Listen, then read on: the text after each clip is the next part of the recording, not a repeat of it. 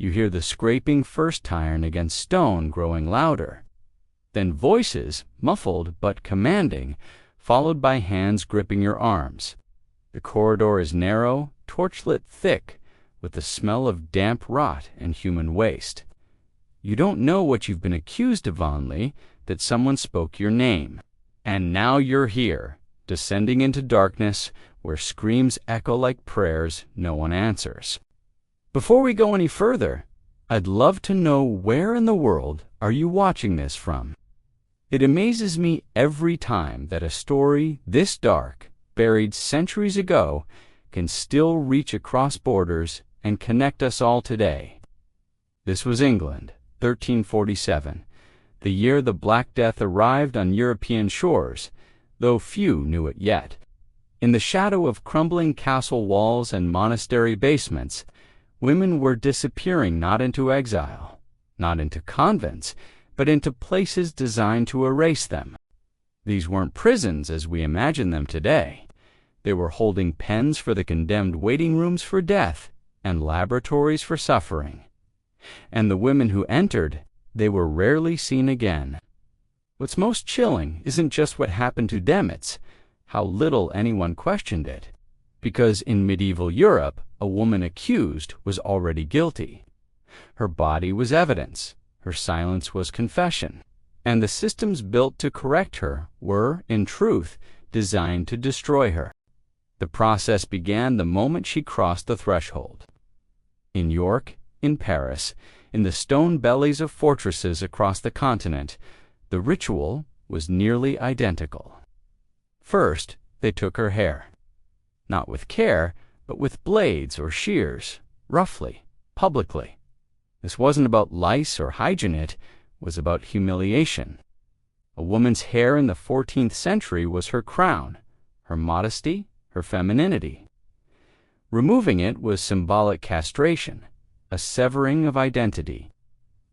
Records from London's Newgate prison describe women weeping as their hair fell in clumps to the floor, guards watching with indifference. One account from a French geo notes that women were made to stand naked while this was done, so that shame would sink deeper than steel ever could. The reasoning, when it was given at all, was always the same: to strip away vanity, to prepare the soul for judgment. But the real purpose was simpler and crueler: to break the spirit before the body ever felt the whip or the rack. A woman without her hair, exposed and shivering in a stone cell, was a woman who understood how powerless she had become.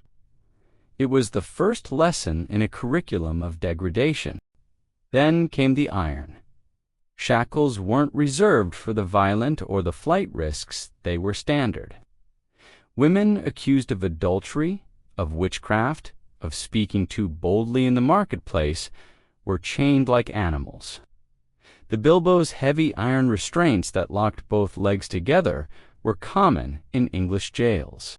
Some women were chained directly to walls, wrists above their heads, forced to stand or crouch for days. In Germany, records describe the use of the Schandstein, a stone pillar in the center of a cell where women were bound by the neck, unable to sit or lie down. Sleep became torture. Time became unmeasurable. The weight of the chains alone was enough to cause injury. Ankles swelled, wrists bled, circulation failed. Women developed sores that festered into infections.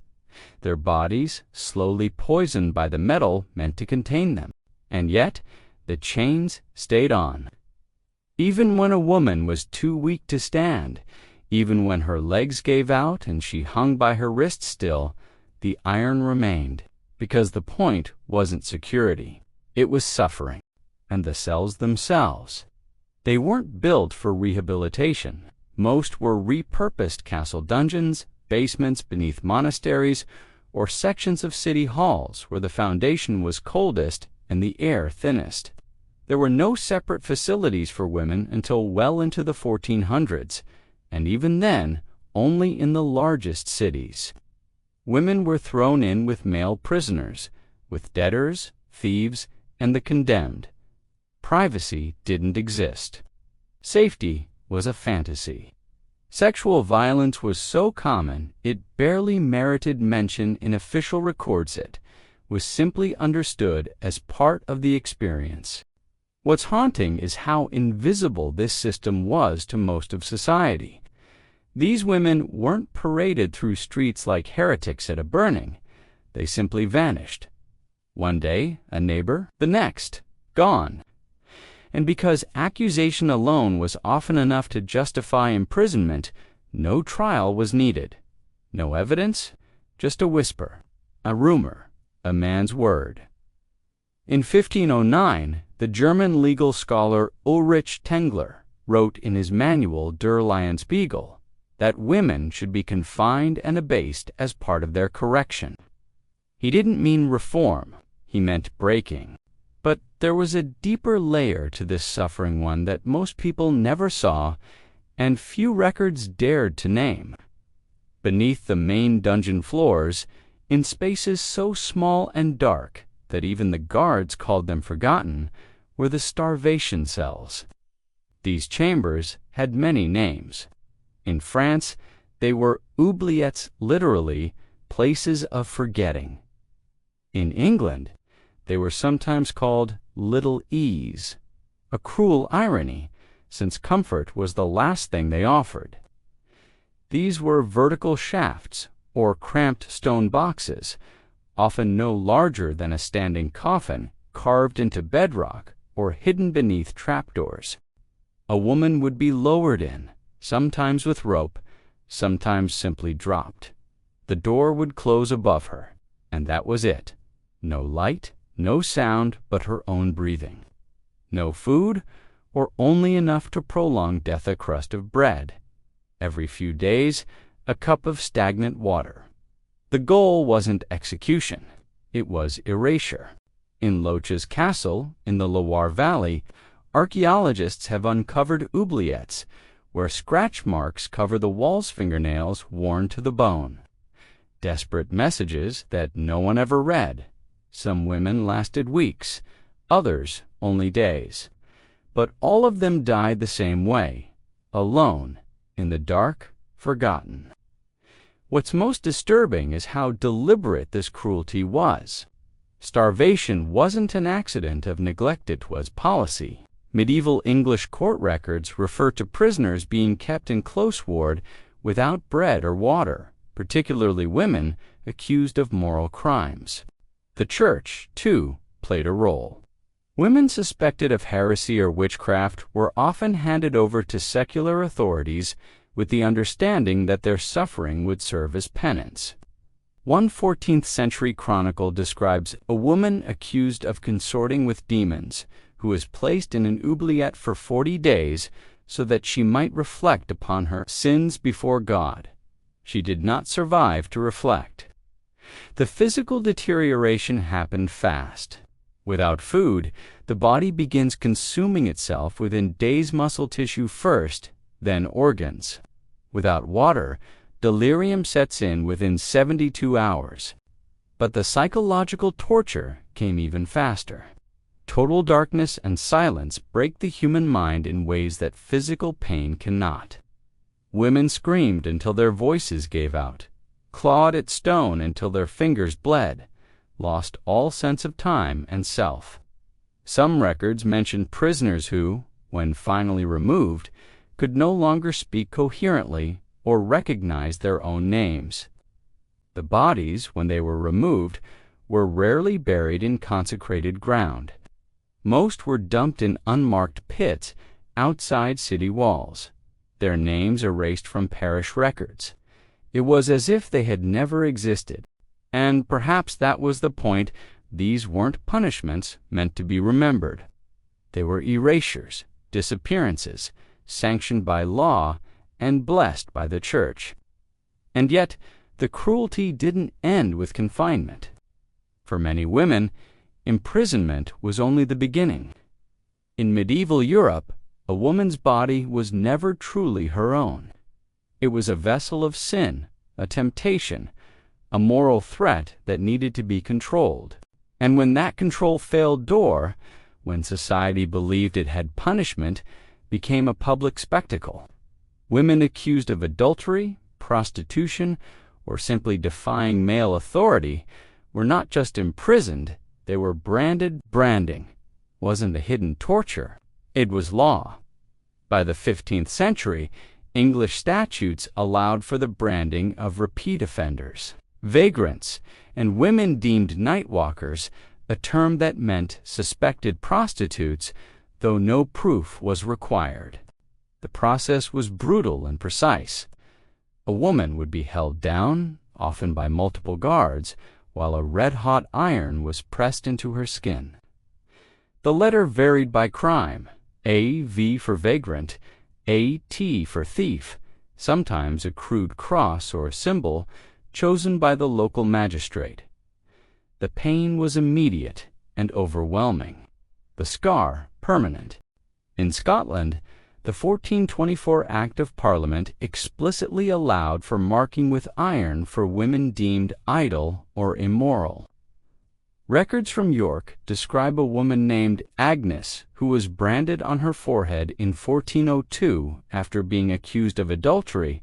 Her husband had testified against her, though she swore her innocence. The brand ensured she could never return to normal life. No one would hire her. No church would marry her. She was marked, literally, as sin incarnate. The locations of these brands were carefully chosen. Foreheads, cheeks, shoulders, places that couldn't be hidden by clothing or hair. The message was clear: this woman is tainted, and everyone must know.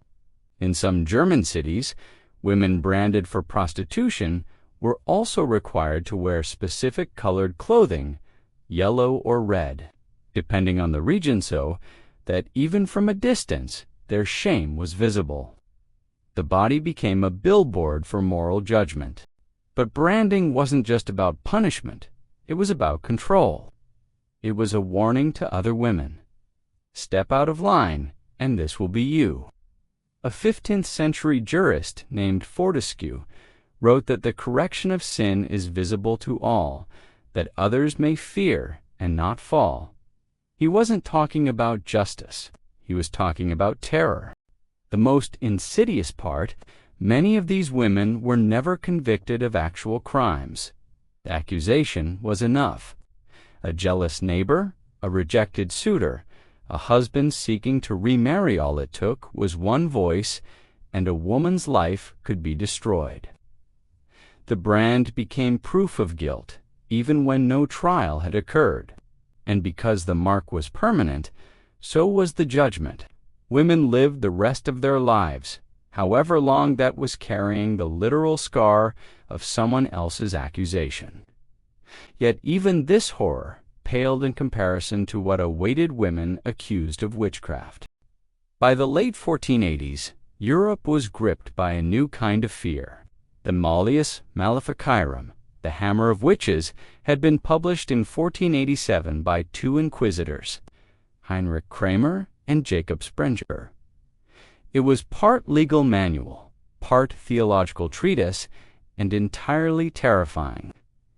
It argued that women were inherently more susceptible to the devil's influence, that their bodies were gateways for evil, and that torture was not only acceptable, but necessary to extract confessions. The book became a bestseller, reprinted across Europe, used by both church and state to justify unspeakable cruelty. What followed was a cascade of accusations. In Germany, Switzerland, France, and England, women mostly elderly, poor, or outspoken were arrested and thrown into prison cells to await interrogation. But these weren't interrogations in any modern sense. They were torture sessions, designed not to discover truth, but to manufacture it. The strappado was one of the most common methods. A woman's hands would be tied behind her back, a rope attached, and then she'd be hoisted into the air by her wrists. The shoulders dislocated almost immediately. Then, to increase the pain, she'd be dropped suddenly, the rope jerking her body mid-fall. Some women passed out, Others screamed until their voices gave out. And all the while, the inquisitors asked the same questions. Do you consort with demons? Do you curse your neighbors? Who else is guilty? If she didn't answer, the torture continued. If she did, she was condemned. Thumbscrews crushed fingers until bones splintered. The Buddha device that encased the leg and was tightened with wedges shattered shins and ankles. The rack stretched bodies until joints popped and muscles tore. In some regions, water torture was used, a cloth placed over the face. Water poured until the woman believed she was drowning. It left no visible marks, which some authorities preferred. The suffering was internal, psychological, harder to document, but no less devastating. These weren't punishments. They were tools of confession, applied before any trial, often before any formal charges. A woman was guilty the moment she was accused, and torture was simply the process of making her admit it. The logic was circular and inescapable. If she confessed, she was a witch. If she didn't confess, the torture hadn't been severe enough yet, and it would continue. Either way, she lost. In Würzburg, Germany. During the 1620s, just beyond the medieval period, but rooted in its logic cover, 150 women were executed after confessing under torture. Many named other women who were then arrested and tortured in turn. Entire communities were wiped out, not by plague or war, but by fear and pain. The same pattern played out in Bamberg and Trier, in countless smaller towns where records have been lost or destroyed. And the most haunting part, these women often confessed to impossible things. Flying on broomsticks, cursing cattle to death, meeting the devil at midnight crossroads, transforming into animals, having sexual congress with demons, not because they believed it, but because the pain was unbearable, because the promise of a quick death burning at the stake was preferable to another hour on the rack. Confession became a mercy, even when it was a lie. The torture chambers themselves were designed for psychological as well as physical terror. Many were located in tower rooms or deep cellars, far from public view, but close enough that screams could be heard by other prisoners. This was intentional. The sound of suffering was meant to break the will of those still waiting. Some women confessed before they were even touched, simply from hearing what happened to others. The aftermath of these horrors wasn't silence, it was institutionalization. The systems that tortured and erased women in medieval prisons didn't vanish, they evolved. By the 16th century, places like Bridewell Palace in London became formalized correctional institutions, where women accused of immorality were whipped, branded, and publicly shamed, not in secret, but as policy. The logic was the same. Women's bodies were sites of sin, and suffering was the cure. But what survived, more than the buildings or the laws, were the stories. Not the official records; those were often burned or lost, but the whispers, the scars, the names carved into cell walls. In loaches in York, in forgotten dungeons across Europe, archaeologists have found remnants of these women, a fragment of a shackle, a bone with signs of malnutrition, scratch marks that form letters no one can fully read.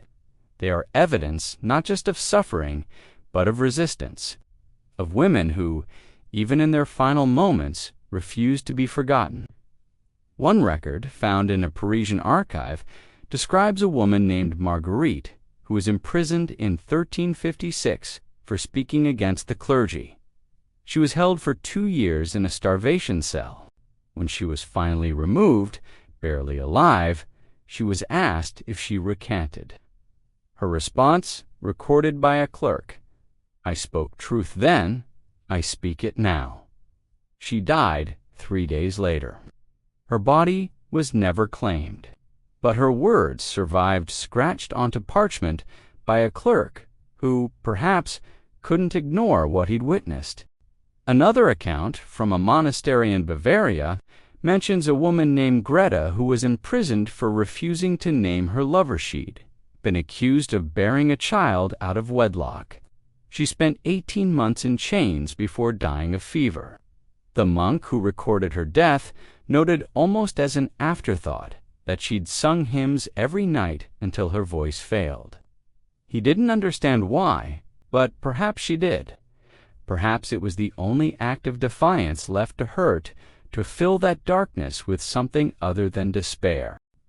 What happened to these women wasn't an anomaly. It wasn't the work of a few cruel individuals or a dark chapter that ended with the Middle Ages. It was a system one that used law, religion, and fear to control women's bodies, voices, and lives. And its echoes are still with us. In the way society polices women's morality, in the way accusation can still destroy a life before evidence is weighed, in the way suffering is still, too often, treated as correction. The women in those cells didn't have trials. They didn't have advocates. They didn't even have names, most of them. But they existed. They suffered. And in the stone walls of those forgotten places, they left proof that they were here. Scratches in the stone, bones in unmarked graves. Words recorded by clerks who couldn't quite forget what they'd seen. The torches have long since gone out. The iron doors have rusted. The cells, many of them, have collapsed or been sealed. But if you stand in those ruins today, in the foundations of old castles, in the basements of medieval churches, you can still feel it. The cold, the silence, the weight of all that was done in the name of justice, of God, of order. And you realize they were never meant to survive. They were meant to disappear. But somehow, against everything, they remain in the stone.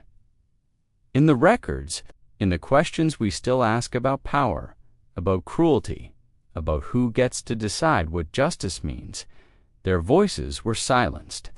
But their present stubborn, indelible refuses to be forgotten.